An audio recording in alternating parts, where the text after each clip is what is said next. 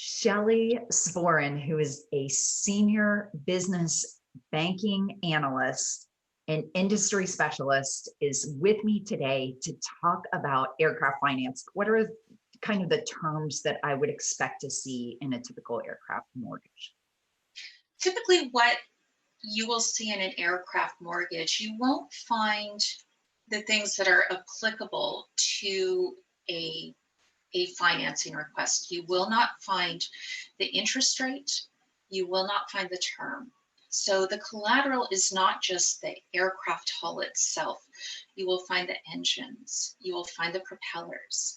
You will find, if they have it, an auxiliary power unit. You'll find where the location of the aircraft is hangared. You'll find the insurance requirements.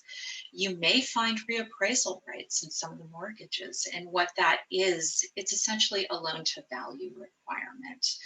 You will also find other items that are considered aircraft collaterals, such as the logbooks and records, any aircraft maintenance contracts, as well as any management contracts and assignment of leases or charter agreements.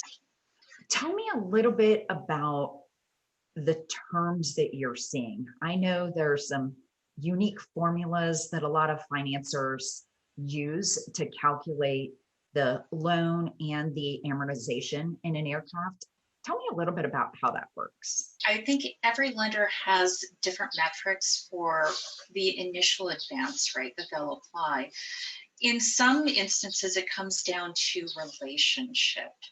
You can go higher than the norm, which is roughly 70 to 80%, depending upon the relationship that you have. In some instances, I've seen as high as 95%. Shelley, what else do people need to know about aircraft finance? Well, I think finding the right partner, and I use the term partner, is critical. Find a financial institution that will be there to support your needs, and understanding that needs will change over time. Find a financier who can be transparent in what they are expecting of you, and that will allow you to also be transparent in saying, here is what my goals are. Can you help me achieve this? It sounds very simple, but sometimes when you're so focused on the actual purchase and the excitement of buying, those little things go by the wayside. So it's really important to set the boundaries up front to say, this is what I can do for you. And always look to have that conversation with your clients.